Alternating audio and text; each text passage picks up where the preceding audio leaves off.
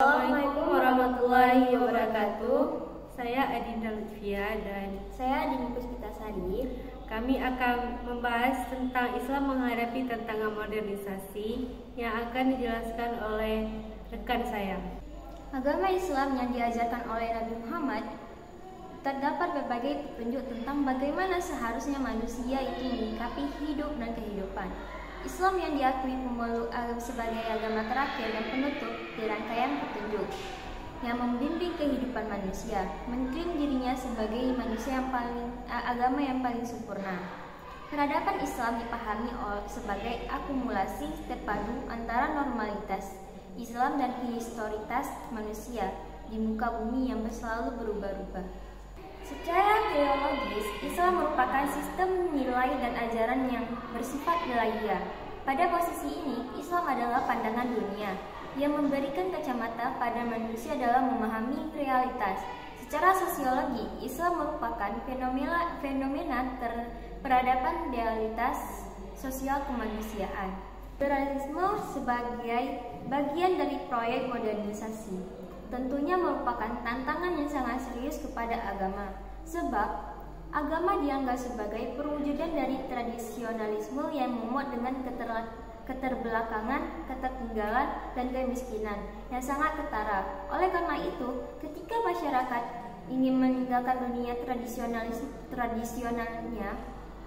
maka yang pertama diambil adalah liberalisme atau kebebasan untuk melakukan sesuatu dalam konteks pragmatisme. Liberalisme kemudian tidak hanya menjadi gaya hidup yang menghinggapi kebanyakan orang yang ingin dianggap modern, akan tetapi juga menjadi pedoman unggul di dalam semua perilakunya. Ajaran agama yang memuat dengan ajaran yang membatasi kebebasan lalu ditinggal dan dianggap sebagai penghalang kemajuan. Agama dianggap sebagai penyebab ketidakkemajuan sebuah masyarakat. Agama dianggap sebagai candu masyarakat. Agama dianggap sebagai kabar angin dari langit dan sebagainya. Menghadapi tantangan liberalisme dan modernisasi, maka ada 3 sikap yang menghinggapi umat Islam, yaitu menerima tanpa ada kritisme sedikit pun. Seperti apa yang ada di barat, itulah yang dilakukannya, dan apa yang akan ada di barat, itulah yang dilakukannya. Dan apa yang datang dari barat adalah sebuah kebaikan. Barat adalah identik dengan kemajuan dan kehebatan. Jadi, agar menjadi modern, maka harus mengikuti seluruh tradisi yang datang dari barat. Kehidupan yang serba primitif juga menjadi trennya. Lalu menolak apa saja yang datang dari barat. Semua yang datang dari barat harus ditolak dan disingkirkan. Oleh karena itu, masyarakat harus memilih mana yang dianggap manfaat dan mana yang dianggap mudarat. Jadi, tetap saja apa yang manfaat dan apa yang mudarat dari budaya barat yang kita lihat sekarang. Terdapat 3 bidang, yaitu di bidang politik, bidang seni, dan bidang pendidikan. Di bidang pendidikan, menurut An-Nahlawi, Islam mengemukakan 3 metode, yaitu yang pertama, psikologis yang lahir dalam dirinya. Yang kedua, saling menasehati antar individu dan masyarakat.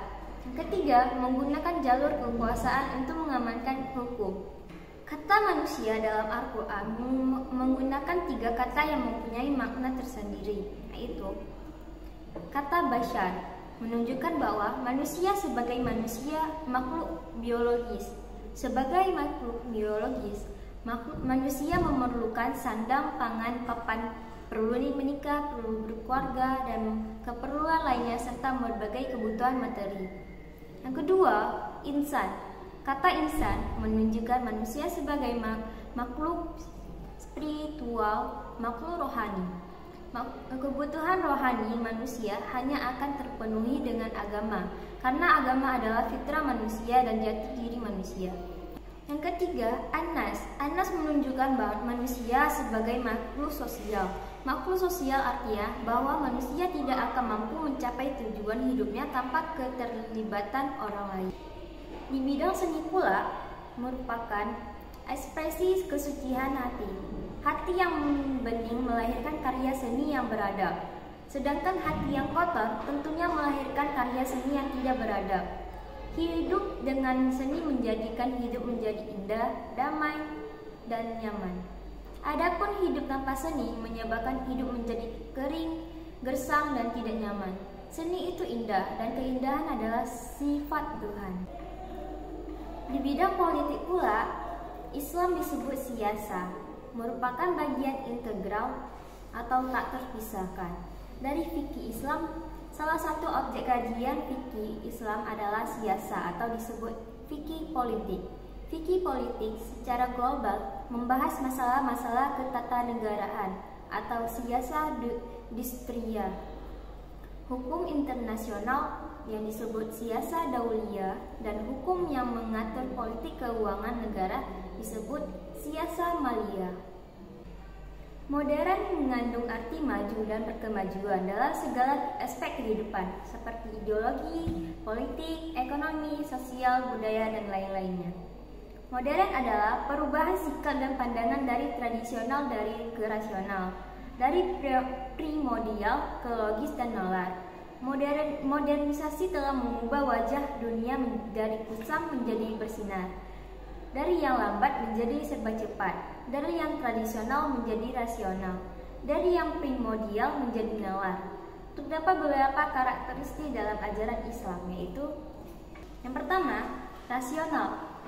Ajaran Islam yang sesuai dengan akal dan nalar manusia. Yang kedua, sesuai dengan fitrah manusia. Tidak ada satupun ajaran Islam yang tidak sesuai dengan fitrah manusia. Yang ketiga, tidak mengandung kesulitan.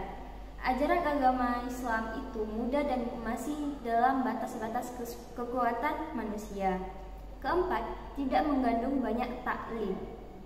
Ajaran Islam tidak mengandung banyak taklif atau beban. Yang kelima, bertahap. Ajaran Islam diturunkan Allah kepada Rasulullah secara bertahap. Demikian juga proses pembumiannya di tengah masyarakat pada saat itu juga bertahap. Kesimpulan dari pembahasan kami adalah modernitas yang melanda dunia Islam dengan segala efek positif negatifnya menjadi tantangan yang harus dihadapi umat Islam di tengah kondisi keterpurukannya. Umat Islam dituntut bekerja ekstra keras mengembangkan segala potensinya untuk menyelesaikan permasalahannya.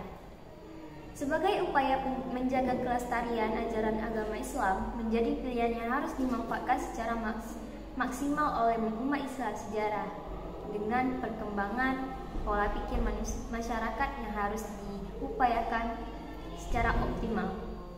Agama dipandang sebagai salah satu aspek kehidupan yang sah yang hanya berkaitan dengan aspek pribadi dan dalam bentuk ritual. Karena itu, nilai agama hanya menjadi salah satu bagian dari sistem nilai budaya. Sekian pembahasan kami tadi tentang Islam menghadapi tantangan modernisasi. Jika ada salah ucapan dan perkataan, kami mohon maaf. Assalamualaikum warahmatullahi wabarakatuh.